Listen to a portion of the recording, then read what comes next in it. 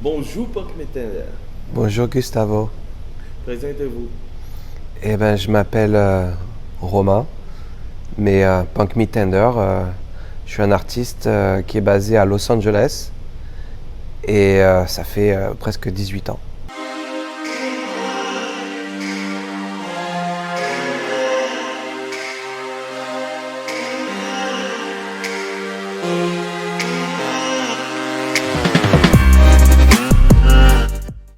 Je suis né à... Je suis un peu un bâtard. Je suis né à Paris, j'ai habité à Lyon et j'ai de la famille adoptive corse. Mon art, c'est une study. C'est-à-dire que je ne peux pas vraiment le définir parce qu'il est constamment en évolution. Je ne cherche pas à faire quelque chose en particulier. Tous les jours is a new day, c'est un nouveau jour, donc vraiment c'est l'évolution. J'évolue. Je fais des erreurs, ça me permet d'avancer, ça me permet de trouver des nouvelles choses. Toutes les techniques, elles s'améliorent de jour en jour ou elles se détériorent. Toutes les intuitions, toutes les inspirations changent de jour en jour, de saison en saison. S'il fait froid, il fait chaud, il fait beau. J'ai pas une définition. En tout cas, si je pouvais mettre un mot dessus, ce serait freedom, liberté. Une phrase très simple et très honnête pour le American Dream. Alors, parce que c'est venu à moi. Je ne suis pas venu à ça. Et ça fait partie de l'évolution des choses. Je pense que dans un travail, le travail d'un artiste, pour moi, c'est un travail sur du long terme, c'est une carrière, c'est comme d'aller à l'école. Tous les jours, on étudie pour arriver en fait, à rien. À juste continuer à avancer. Et en fait, je pense que naturellement, les choses viennent à toi par rapport à de la manière que tu es, toi à l'intérieur de ton soul, de ton cœur. Et je pense que si tu es quelqu'un d'assez dark, les choses dark vont venir à toi. Et moi, par exemple, la couleur rose, elle me rend heureux parce que elle me rappelle l'enfance. C'est une couleur qui est assez neutrale, je pense. Elle est ouverte pour tout le monde. C'est la couleur de l'humanité pour moi. Parce qu'elle est ni féminine ni masculine. Elle ne représente aucune couleur de peau. Elle rend heureux les gens. C'est-à-dire, je veux dire, je connais pas une personne qui voit que tu le mets dans une chambre rose, n'est pas heureux. Donc il y a ça. Et les papillons, de la même manière, ils sont venus à moi parce que le papillon aussi représente un petit peu ma façon de penser, qui est d'être libre, d'être léger, mais aussi d'avoir une part d'esthétique, une part de beauté, une part d'apprécier la vie. Et je pense qu'apprécier la vie, c'est apprécier les belles choses.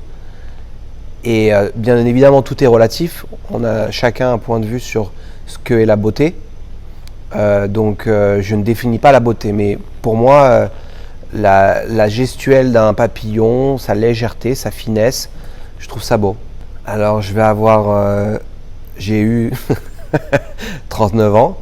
Donc, ça fait 39 ans que je suis un artiste. Je pense pas qu'on décide d'être un artiste. Je pense que chacun d'entre nous sommes des artistes. Après, il y en a qui se découvrent ou non. Mais on a tous une âme artistique à l'intérieur. Il y a des gens qui deviennent artistes coiffeurs, des gens qui deviennent artistes vendeurs. Et moi, je suis un artiste peintre. Voilà. Vraiment, Vraiment, j'ai commencé avec Mr. Brainwash. Quand on s'est rencontrés, il était plus ou moins filmmaker. Et j'ai commencé à tenir la caméra pour lui en allant visiter plein d'artistes de l'époque de street art et de graffiti qui n'étaient pas encore très connus, comme Banksy, et Space Invader, Shepard Fairey, etc. Et de là, il a un petit peu pris la drogue de vouloir faire de l'art lui-même. Et on s'est retrouvés à aller dans la rue tous les soirs ensemble et à développer vraiment, à monter ce qui est devenu Mr. Brainwash sur la fin. Ouais. La difficulté, c'est d'y croire parce que ça demande pas une minute de... Ça vient pas comme ça. Il n'y a pas vraiment de déclic. C'est vraiment de croire en soi et de suivre tes intuitions. Et c'est ça le plus dur. Parce qu'il va y avoir plein de murs, plein de barrières, plein de personnes qui vont aller contre toi. Parce que je pense que c'est dans la nature humaine. Malheureusement, les gens ont tendance à vouloir arrêter la magie chez les gens. Parce que souvent, ils n'y croient pas. Tout ce dont ils sont unaware leur fait peur. C'est dans la nature humaine d'avoir peur de ce qu'ils ne connaissent pas. Donc, beaucoup de gens ne comprennent pas la fibre artistique parce qu'ils n'ont peut-être pas cette sensibilité-là. Donc, ça leur fait peur. Donc, du coup, ils vont aller te faire peur à toi. Donc, la force, c'est d'aller contre ça. Là, tu me poses une question. Bon, j'ai un petit crew qui travaille avec moi et ça, ce serait plus une question pour eux. Je suis pas vraiment quelqu'un qui suit ça de près. Je sais que je suis représenté en Europe, aux États-Unis, au Canada, en Afrique du Sud, en Australie et des choses comme ça. Maintenant, te dire combien de galeries, etc., je pourrais pas te dire. J'essaye de rester assez distant de tout ce qui est le côté financier et business parce que ça te corrupte la fibre artistique. Ben, aujourd'hui, il y a, je pense, dans le milieu de l'art, une formidable ouverture de possibilités. Je pense que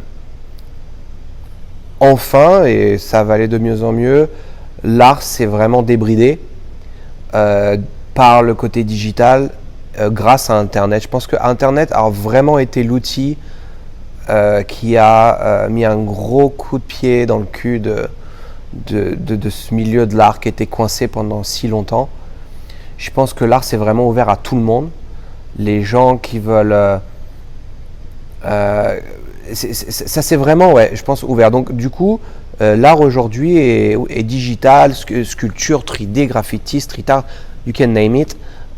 Ça, je pense que c'est ça qui est intéressant aujourd'hui. Il y a de moins en moins de règles parce que il y a beaucoup de gens dans le milieu de l'art qui toujours croient qu'il faut savoir prendre un crayon et dessiner parfaitement pour être un artiste. Alors que moi, si j'ai décidé de prendre ce joint, je le mets dans ce cendrier là, je le mets sur ce mur là, et là je mets une bougie et je vais le signer, et moi je t'ai dit que ça c'est de l'art. À toi de réfléchir, mais pour moi c'est de l'art. Alors je connais peu le public européen, mais de la vision que j'en ai, il y a un côté européen qui est très attaché au master, c'est-à-dire qu'au classique, qu'ils estiment être le fine art, et il y a le côté art de mode, un peu avec Monopoly, qui, nous ici aux États-Unis, on voit le côté avec Monopoly comme une force marketing, qu'en Europe, je pense, ils voient plus ça comme une force de fame. Donc, ils sont attirés par cette Amérique qu'on voit de l'extérieur, l'argent, les célébrités, etc. Donc, je pense qu'ils ont différentes visions sur ça que nous, le vivant ici sur place, une célébrité, ça nous fait ni chaud ni froid, on en voit tous les jours. Il y a ça. Et il y a une grosse partie je réalise de plus en plus de copycat, de gens qui font de l'art pour faire de l'argent. Donc ils vont aller sans scrupule voir ce qui se vend le mieux et bêtement copier et le vendre en tant que tel pour vraiment faire de l'argent, quoi. Il y a pas vraiment derrière une volonté artistique de longue carrière. Je pense, mais peut-être je me trompe. C'est cool ça. Ça, c'est une question européenne, ça. Tu sais, c'est toujours quelque chose qui m'a... On me demande souvent, t'as pas une photo d'une célébrité avec qui t'as travaillé, qui a de l'art et tout. Souvent, on me demande ce genre de choses-là. J'aime pas name dropping, comme on dit. Malheureusement, on est un petit peu obligé dans ce business, mais j'ai travaillé avec les Kardashians, j'ai travaillé avec Mariah Carey, j'ai travaillé avec des gens qui sont venus à moi personnellement, directement. Donc, si tu veux, c'est un petit peu leur voler leur succès pour te l'approprier. Après, chacun fait ce qu'il veut, hein. Mais tu vois, tu me verras jamais chez moi des photos de moi avec des stars. C'est pas mon truc. Après, il y en a, tu vois, j'étais très collé à Christian Digier pendant un moment, qui lui, c'était l'opposé. C'était tous les célébrités, tout le temps. Et je sais pas, peut-être ça m'a dégoûté d'avoir vu ça en fait. Mais j'adorais la personne. Enfin, Christian Digier, je le respectais beaucoup. Hein. Attention, hein, c'est pas la personne. Mais tout le côté fame, je sais pas, ça me touche pas. Moi, je vois la carrière de quelqu'un, je respecte un être humain. Mais sa fame, ça m'a jamais excité. De la même manière, enfin, tu sais, je change pas, enfin, j'évolue, mais j'ai toujours été la même personne le matin que je me lève ou la personne le soir je me couche. Vraiment, je vis ma vie d'artiste 24 heures sur 24. Je mets jamais de masque ou de costume. À part une petite lunette de sunglasses quand je fais une interview pour être plus confortable et pour gagner une petite distance d'intimité. C'est parfait. Bon, je te dis merci beaucoup. C'était Merci super, à toi. Ce moment avec toi. Merci à toi d'être venu à Los Angeles, dans cette belle ville qu'on a ici. Ouais. Merci beaucoup. C'est De bon. rien. C'est bon?